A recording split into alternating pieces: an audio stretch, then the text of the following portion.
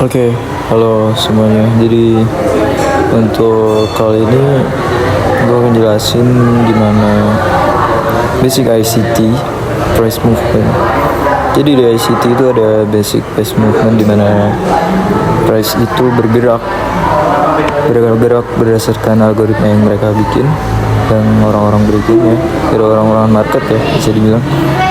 Nah, karena ini dari tugas sekolah juga, jadi gue akan jelasin aja gimana basicnya. Kalau untuk advance-nya, mungkin kalau ada yang tertarik boleh lah ya, nanti bisa gue jelasin lebih lanjut lagi. Untuk advance-nya gimana marketnya itu gerak. Untuk pertama, tentu ya market itu akan gerak ke atas dan ke bawah, tapi gak semudah itu guys. Ada advance-nya lagi, cuman gue akan jelasin basicnya aja. Price itu bergerak berdasarkan external liquidity, lalu masuk ke internal, dan dia akan balik lagi ke eksternal. Jadi eksternal, internal. Pertanyaan berikutnya adalah apakah bisa market itu eksternal ke eksternal? Bisa, jawabannya bisa. Apakah internal ke internal? Bisa juga. Jadi market itu kompleks guys, nggak semudah itu juga. Cuman gue akan jelasin basicnya aja karena ini tugas juga, jadi ya basicnya aja. Jadi price itu eksternal, dia akan masuk ke internal, lalu dia akan nyari liquidity lagi. Liquidity-nya eksternal. Udah gitu aja. Jadi kalian kalau mau belajar lebih lanjut lagi boleh juga. Cuman kalau kali ini untuk basicnya gue akan jelasin lebih detail lagi. Ya untuk awalnya gini aja, eksternal, internal, ya akan selalu gitu terus, dan bisa aja eksternal, bisa aja internal. Ya itu akan selalu berulang guys. Jadi untuk penjelasan lebih detailnya lagi kita langsung aja lanjut ya.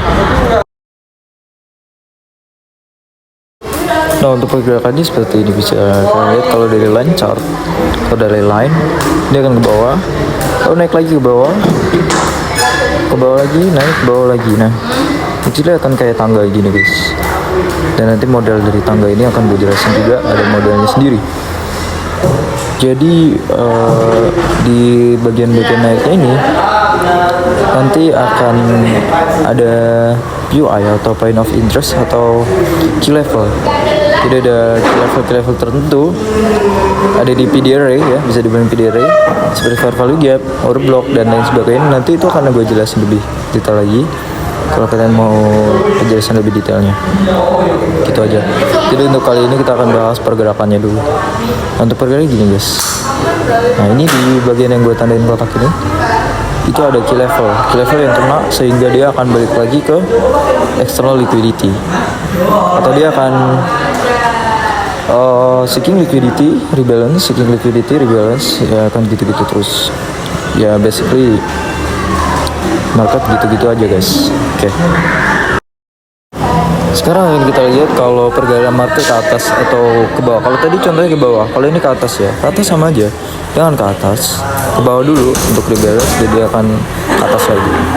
Oke, kita akan coba gue garisin biar kalian lebih jelas lagi. Guys, ini agak sulit nih kalau lancar. Susah banget ini. Sabar ya. Sorry ya guys, suaranya agak, bisa dibilang suaranya rame banget karena ini gue baru record di sekolah sebetulnya. Karena ini tugas mepet. Baru inget, coba banget. Oke, sekarang ini yang gue tandain namanya RL ya. RL itu external liquidity. Nah nanti external liquidity tandanya kayak gimana itu nanti gue jelasin juga. Karena ini buat tugasnya jadi ngawur aja. Ya, yang penting basicnya aja guys, gak perlu terlalu advance. Nah nanti gini guys, external liquidity dia naik, dia kena eksternal. Nah dia akan seeking, dia akan nyari POI, point of interest, untuk naik lagi gitu. Jadi kayak naik, dia akan turun lagi, naik, turun lagi gitu. Biasanya gitu aja guys. Nah, sewaktu waktu naiknya ini dia juga harus ada premium diskonnya juga guys. Nanti gue bikinin. Untuk premium diskonnya kalian bisa pakai Fibonacci retracement. Untuk template-nya kalian 0, bikin 0, 0,5 sama 1. Jadi nanti kalian bisa lihat premium diskonnya. Nah, kalau posisi naik. Oke, sorry tadi ada gangguan dari temen. Jadi ya, retracement, kalau retracement Fibonacci kalian bisa bikin trace, bikinnya kayak gini ya. Nah, ini dari bawah ke atas bisa, dari bawah ke atas, dari atas ke bawah juga bisa. Nah, kita terus RL dulu. Oke, RL. Nah, ya gini guys, RL, IRL, terus IRL lagi, dan crash movement berikutnya pasti IRL lagi. Oke, kalau kita lihat, ya di sini dia akan lanjut lagi IRL dan IRL. Kita bikin dulu Fibonacci. Nah, ini dari bawah ke atas, tuh kalian bisa lihat. Jadi dia masuk ke bagian diskon dulu, baru dia akan naik. Kalau posisi turun, dia akan masuk ke premium. Jadi basically simple guys. Kalau kalian mau nyari buy, pasti dong kalau kalian jualan di pasar, siapa yang kalau bisnis dagang nggak mau di harga yang murah. Jadi ya logiknya price akan turun dulu ke bawah ke area diskon. Itu aja guys. Akan coba gue cari. Kita langsung coba praktek di chart.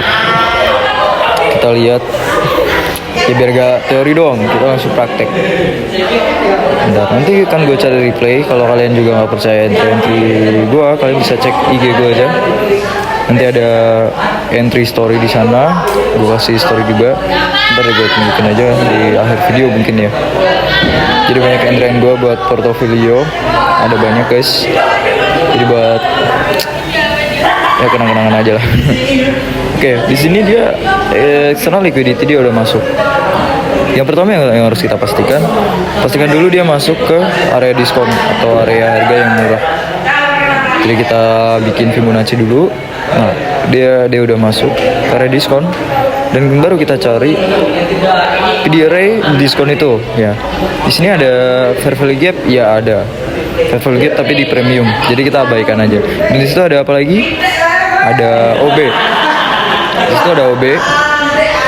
Nah, kalian ada OB, kalian bisa lihat OB di sini bisa kalian tandain guys.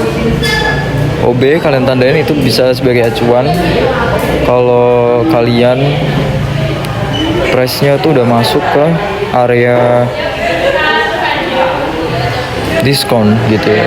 Ketika dia masuk ke OB dan dia kena MT, main threshold atau tengah-tengahnya, dia langsung nge-weak dan dia langsung naik lagi ke RL.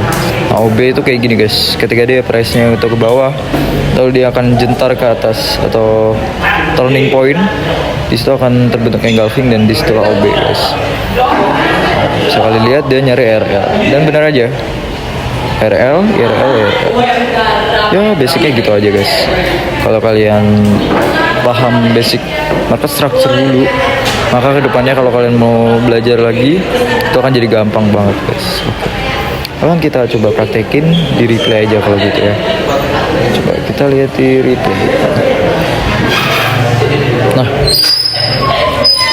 ya contohnya di sini ya. Di sini kita bisa lihat dia ada RL. Ini ada calon RL, kita lihat apakah dia akan terbentuk. Set, oke. Dia udah market structure shift atau nembus ya, RL-nya nembus. Atau kalau dia SMC, kalau kalian SMC, tahunya chain of character gitu. Tapi kalau di ICT, market structure shift. Ya. Oke, bentar, gue benerin dulu. Ya. Dia ini external liquidity. Kita tulis dulu RL. Nah, ketika dia RL, dari teori kita dia akan masuk ke internal liquidity. Ya. Tapi harus kita cuan dulu dia masuk ke bagian diskon gitu guys. Jadi tujuan kita dia masuk ke diskon dulu untuk seeking imbalance, rebalance. Jadi untuk rebalance gitu guys. Dia udah imbalance. Dia udah balance, harganya udah balance. Sekarang kita rebalance lagi, baru imbalance gitu guys. Nah, kita lihat di sini ada fair value gap, tapi dia masuknya ke area premium. Kita tunggu aja dia masuk ke bawah ke bagian diskon. Oke, kita lihat ya. Apakah price akan menuju ke area diskon. Oke, kita coba majuin dulu. Oke, kalau dia naik lagi gini, kita tarik lagi guys. Nah, ada fair value gap ya. Yap, dia ketahan lagi di bagian OB. Dan di sini kalian bisa tandain fair value gap sama OB.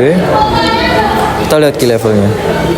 Key level di sini ada fair value gap ya. Cuman fair value gap setengahnya premium, setengahnya diskon. Jadi kalian cari yang di diskon aja. Dan di sini ada OB, kita lihat jelas ya OB di sini. Kita tandain dulu bagian OB. Oke, jadi kalau kalian masih kurang paham di bagian OB, ntar gue jelasin PDR-nya apa aja ya. Ya balik lagi kalau kalian mau belajar sih, gitu aja. Oke, ya kita coba tandain dulu ya bagian OB-nya. Ya di sini OB dia masuk ke MT lagi, threshold, dan dia akan bertahan. Ya, kita akan coba langsung cepetin aja. Menurut kalian ini akan naik ya? Ya, menurut teori dia akan naik ya guys ya. Jadi ya kita lihat aja. Yap, betul. Ya sebenarnya gitu aja, cuman ya basicnya intinya gini aja sih. Intinya cuma ERL, udah external liquidity. Setelah dia ngambil external liquidity, dia akan nyari yang namanya internal liquidity. Lalu apa aja itu internal liquidity? Internal liquidity itu ada banyak guys.